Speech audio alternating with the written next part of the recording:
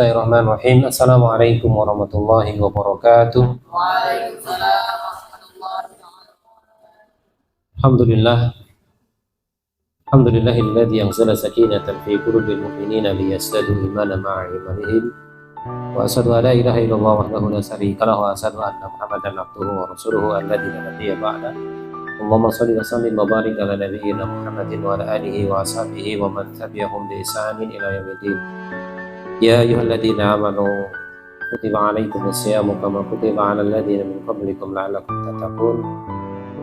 Wa qala aidan ya ayyuhalladzina amanu taqullaha haqqa tuqatih wa la tamutunna illa wa antum muslimun. Qala Rasulullah sallallahu alaihi wasallam ittaqillaha haitsu ma kunta wa asli sayyatal hasanatan tamhuha wa khaliqin nas bi khulqin hasanin. Sama-sama kita hormati dan kita muliakan Ketua Yayasan Isykabiman Ustazah Yahya Indrawati SPD, yang sama-sama kita hormati dan kita muliakan guru kita Mudir Pesantren Yalunaya Ustaz Abdul Rahman Al-Ghafiqi Hafizahullah Ta'ala, yang sama-sama kita hormati pula Ustaz Asep Saifuddin SPD, Kepala Sekolah SMP IT Ya Bunaya. Saya hormati Ustaz Taman Furqan, OPZ dan Dewan Asatis yang tidak dapat kami sebutkan satu persatu dengan tidak mengurangi rasa takzim kami, dan para santri yang insya Allah di sore hari ini bahagia atau sedih kira-kira. Kenapa bahagianya? Mau pulang? Berarti kalau pulang bahagia, di sini nggak bahagia, no? Bahagia ya. Bersyukur kita kepada Allah SWT di kesempatan menjelang maghrib ini kembali Allah berikan kesempatan kepada kita untuk bisa bertemu ya. Semoga pertemuan ini membawa kebaikan bagi kita semuanya. Konfitin azan ya Allah, para santri yang dimuliakan Allah SWT, ketika kita memahami satu ayat yang berkaitan dengan perintah puasa, dalam bahasa kita, bahasa sederhana kita, sesungguhnya Allah itu mau memberikan banyak kebaikan kepada kita. Jadi mereka yang puasanya benar, puasanya sungguh-sungguh, maka balasan dari Allah begitu banyak kebaikan. Maka di sore hari ini kita sedikit akan membahas tentang nataijut taqwa, tentang buah-buah ketakwaan. Jadi kalau kita puasa, kemudian puasa kita bagus, kita jadi orang bertakwa, kira-kira apa yang kita dapatkan? Ya. Konfitina azan ya Allah, perintah untuk puasa ternyata diperintahkan hanya untuk orang-orang beriman, betul tidak? Ternyata juga banyak orang Islam tapi puasanya nggak selesai. Meskipun di awal puasa begitu luar biasa bahagianya, update status, alhamdulillah dipertemukan dengan bulan Ramadan. Puasa 2 hari sudah menyerah, sudah berbuka. Nah, nanti ketika sudah malam takbiran, statusnya berubah lagi. Ya Allah, akankah Ramadan akan meninggalkan kami? Ini kayak orang paling sedih di dunia. Padahal Ramadannya cuma 2 hari dia puasa. Artinya apa? Bahwa puasa ada pembatasan. Tidak semua orang berhasil dalam puasanya. Bahkan Nabi Shallallahu Alaihi Wasallam menyampaikan banyak orang puasa tapi hanya mendapat lapar dan dahaga, rugi gitu ya. Kemudian di redaksi yang lain, rugi siapa itu? Orang yang masuk di bulan Ramadan tapi keluar bulan Ramadan dosanya tidak diampuni. Artinya bahwa hanya orang-orang khususlah yang mereka mampu melaksanakan Ramadan dengan sebaik-baiknya, yakni mereka yang dilandasi dengan dasar keimanan. Jadi teman-teman sekalian, kita garis bawahi kalimat iman itu bisa menjadi sesuatu dasar orang melakukan suatu tindakan-tindakan yang terkadang dianggap gak mungkin, tapi karena faktor keyakinan, faktor iman, mereka jadi mungkin. Contoh, kayaknya pisah dengan orang tua itu gak mungkin, susah bagi kita. Tapi ternyata atas dasar keyakinan dan iman yang kokoh, rekan-rekan para santri bisa berpisah dengan orang tua dalam rangka menuntut ilmu. Contoh yang lain, atas dasar keimanan, ada seorang anak muda yang menginfakkan seluruh hartanya sampai dia dicegat oleh orang-orang kafir Quraisy, ya. Namanya Suhaib bin Sinan Ar-Rumi. Beliau ini pemuda kaya raya, pengen hijrah, tapi tidak boleh sama orang-orang Quraisy. Kenapa? karena engkau datang ke negeri ini ya Suhaib kondisi miskin, tidak punya apa-apa, sedangkan kami merdekakan, di Mekah ini kami ajari berbisnis sehingga menjadi orang kaya, maka nggak boleh meninggalkan negeri ini. Suhaib bin Sinan Ar-Rumi paham betul bahwa yang mereka inginkan adalah hartanya. Maka kemudian hartanya ditinggalkan dan Suhaib melanjutkan perjalanan hijrahnya. Lihat coba, uang yang dia kumpulkan bertahun-tahun ditinggalkan demi suatu perjalanan suci yang disebut dengan perjalanan hijrah. Apa yang melatar belakangi? Iman.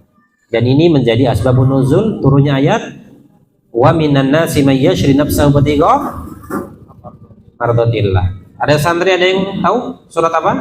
Ayat berapa? Saya kasih hadiah. Hitung sampai 5. 50.000 hadiahnya. Surat apa? Ayat berapa? 5, 4, 3, 2, 1. Surat Al-Baqarah di ayat yang ke-207. Dan ada sebagian orang yang mengorbankan dirinya untuk mencari keridhaan Allah. Jadi teman-teman sekalian, atas dasar imanlah seseorang itu melakukan tindakan yang kadang-kadang tindakan itu sesuatu yang nggak mungkin bagi orang lain. Mungkin teman-teman kita di rumah, kok ya Hafiq mau ya mondok, kalau kita mah nggak bisa. Mungkin sebagian mengatakan itu, tapi kenapa ya Hafiq mau? Karena ada satu keyakinan dalam jiwanya yang membuat ia rela tinggal berpisah untuk sementara waktu dengan orang tuanya. Maka sama dengan Ramadan, orang yang memandang Ramadan sebagai karunia dari Allah, maka dia puasa Ramadan apapun resikonya. Apa resiko orang puasa? Lapar, ya, haus, betul nggak kira-kira? Lagi puasa, panasnya luar biasa, lihat bocil-bocil bawa minuman es, kira-kira gimana? Dilihatin gitu ya, ke kamar mandi lihat sunlight warna hijau, itu udah bayangannya apa itu? Marjan. Kenapa? Karena godaannya banyak orang puasa, tapi terus dilakukan. Kenapa? Dengan iman. Nah kemudian teman-teman sekalian, setelah kita puasa dengan baik, maka apa yang kita dapatkan? Yang pertama, ternyata yang membuat kita pintar itu bukan karena kita belajar 100%. Tapi apa? Karena wattaqullaha wa yu'allimukumullah. Surat apa? Al-Quran, gitu aja cepet ya. Al-Baqarah 282. Bertakwalah kalian kepada Allah dan Allah akan mengajarimu. Jadi kalau kita mau pintar, mudah memahami ilmu, kuncinya adalah kita dekat dengan Allah. Ini ada hubungannya dengan perkataan Imam Syafi'i kepada gurunya Imam Waqi, wahai Imam Waqi, aku mengalami satu rasa lemah dalam menghafal. Aku menghafal ini lemah, nggak seperti biasanya. Apa nasihat Imam Waqi? Kurangi maksiat. Kenapa? Karena maksiat menutupi hatimu dan ilmu tidak akan masuk ke dalam hati yang penuh dengan dosa. Jadi teman-teman sekalian, kalau kemudian kita didasari menuntut ilmu dengan ketakwaan kita kepada Allah, Allah permudah menuntut ilmu kita. Apa sih makna takwa? Menjalankan perintah Allah, menjauhi larangannya. Jadi kemudian jangan kemudian teman-teman mengatakan begini, para santri, wah kalau nyantri nanti lulus ke pondok, lulus jadi ustadz dan lain sebagainya. Tidak teman-teman, saya sedikit cerita, saya punya teman dekat. Ya, beliau staf di Jakarta, satu kerja satu meja dengan saya, alumni satu pesantren di Jawa Timur.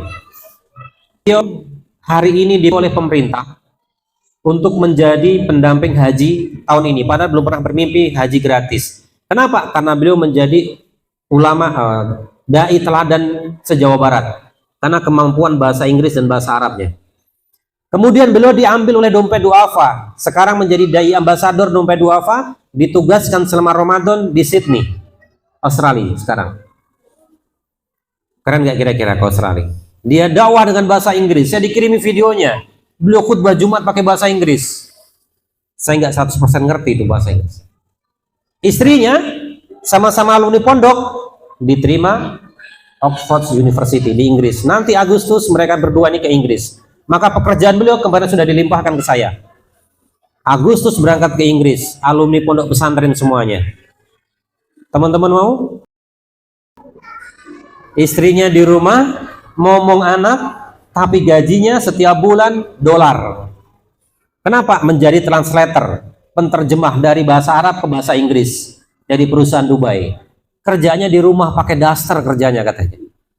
Lihat teman-teman, alumni pondok bisa. Apa kuncinya? Bertakwalah kepada Allah. Allah akan mengajari kita tentang ilmu. Ilmu apa saja, sifatnya umum. Ya. Tapi sebaliknya, kalau kemudian kita belajar, tapi kita barengin dengan kemaksiatan, minyak dengan air bisa bersatu tidak? Tidak akan pernah bisa. Pun demikian, ketika kebaikan dan keburukan tidak akan pernah bisa bersatu. Ilmu, al-ilmu nur, ilmu itu cahaya. Dan cahaya itu tidak akan masuk ke dalam hati-hati yang penuh dengan debu dan noda. Artinya dosa. Jadi para santri sekalian, pengen berhasil belajarnya dekat sama Allah. Coba lihat biografi para ulama. Teman-teman, saya punya satu buku, judulnya Ibundanya Para Ulama. Ini bagus sekali buku ini. Saya sampai 4 kali beli buku ini. Kenapa? Kalau saya baca, ada pengajian saya hadiahkan ke orang. Salah satu kisah-kisah itu adalah bahwa para penuntut ilmu itu mereka yang bangunnya sebelum subuh rata-rata. Ngapain sebelum subuh? Nonton Liga Champion? Nah, bukan. Mereka tidurnya lebih sedikit dibandingkan yang lain. Jadi orang-orang hebat itu mohon maaf tidak tidur di awal bangun paling akhir, tidak, tidurnya sedikit. Mereka malam hari itu digunakan untuk apa? Sebelum subuh mereka beribadah, mereka baca buku. Pokoknya setiap hari harus ada buku yang kita baca. Jangan sampai hari berlalu nggak baca buku sama sekali, tidak. Ibadah oke, kita meningkatkan kualitas diri kita juga oke, teman-teman sekalian. Ya, saya punya ponakan dari Al-Muhajirin, Purwakarta. Beliau juara pidato bahasa Arab sepesantrennya. SMA daftar di Australia kemarin, tapi nggak diterima. Akhirnya beliau di SMA Negeri 1 Karawang. Sekarang menjadi salah satu mahasiswa di STT Telkom Bandung. Kerjaannya beliau tidak mencari kerja, tetapi dicari oleh perusahaan game. Jadi dia menciptakan game online, dibayar oleh perusahaan itu dan dihak patenkan. Jangan ditanya gajinya berapa. Anak mana? Pesantren. Kacamatanya tebal sekali. Tiap hari di depan laptop. Laptopnya 3. Ya, handphonenya juga keren. Kenapa? Karena dia buat game, kemudian dijual, bukan dijual, dibeli oleh perusahaan-perusahaan game online yang suka pada main itu. Mobile Legends lah atau apa namanya. Itu dibeli dan dihak patenkan. Dan beliau kemarin diminta oleh salah satu dosennya untuk membantu proyek dosennya Mudoktor, dia yang membantu mahasiswanya. Lihat anak pesantren berkualitas, teman-teman. Wattaqullah, bertakwalah kepada Allah dan Allah akan mengajarimu. Jadi kalau mau pinter apa? Dekat sama Allah Subhanahu wa taala. Jam berapa ini? 6. Saya sampai jam berapa ini? Jam 6 kurang 10. Sampai terawih 5 menit lagi cukup buat persiapan ya. Ya. Tausiah paling mengenakan tuh tausiah menjelang buka puasa. Siapapun yang ngomong, apapun yang disampaikan itu akan terkalahkan dengan suara azan maghrib. Jadi nanti akan di-cut oleh azan maghrib. Kemudian yang berikutnya teman-teman, ketakwaan itu akan membuahkan hasil apa? Akan berikan jalan keluar dan kemudahan bagi kita semuanya. Teman-teman pernah nggak para santri mengalami masa-masa yang sulit? Mau ujian? Pernah mau ujian? Merasa sulit? Apa yang dilakukan? Banyak berdoa. Mohon ya Allah, lembutkan hati ustadznya nanti. Ya gitu misalkan. Saya dulu waktu mau sidang begitu. Ya Allah, permudah nanti. Karena waktu mau sidang saya harus ketemu dengan satu profesor yang terkenal paling galaknya luar biasa. Ya Allah, mudah-mudahan luluhkan hatinya, diberikan kemudahan. Benar cuma 5 menit sidang dengan beliau. Tapi jangan di depan wajahnya berdoa. Mau ujian depan wajah ustadznya berdoa, ya Allah lembutkan hati ustazah yang menguji saya. Depan wajahnya lagi jangan. Minta sama Allah agar dilembutkan orang-orang yang berurusan dengan kita. Kesulitan akan dimudahkan. Teman-teman sekalian, saya ajak ke belakang di tahun ke-5 Hijriah. Siapa yang hafal ayat ini? Surat apa ya? Surat apa? Sahabat Nabi diuji sampai watazununa billahi zununa wa zulzilu zilzalan sadida. Surat apa? Al-Ahzab ayat 10 sampai 13 ya. Nggak saya kasih kesempatan nyari ya, karena menjelang buka ini. Nanti kalau cari ketemu ya. Ustaznya langsung di Google ya. Lihat, hatinya digoncangkan oleh Allah, diuji dengan cobaan. Kenapa? Di Madinah baru 5 tahun berdiri. Sahabat itu perutnya diganjal dengan 2 batu karena mereka lapar. Ternyata Nabi diganjal dengan 3 batu. baru 5 tahun berdiri di Madinah, negara Madinah, belum kuat ekonomi, diminta perang menghadapi 10.000 pasukan. Maka para sahabat itu digoncangkan hatinya. Tapi Allah sampaikan di ayat lain, am hasibatum an tadkhulul jannah, apakah kalian mengira akan dimasukkan ke dalam surga? Rasul dan orang beriman sampai mengatakan apa? Mata nasrullah, di mana ini pertolongan Allah?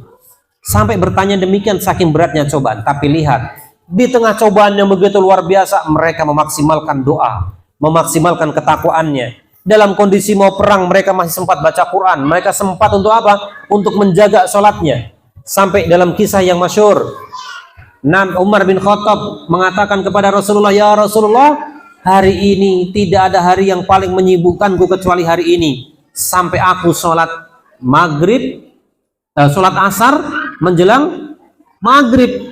Umar bin Khattab salam ke kiri, baru azan maghrib. Saking sibuknya perang hari itu. Apa kata Nabi? Ya Umar, aku sholat asar ba'da maghrib. Ini kalau bahasa kita, Nabi lebih parah ini. Saking sibuknya, tapi mereka tetap menjaga nilai-nilai ketakwaan. Apa yang terjadi teman-teman sekalian?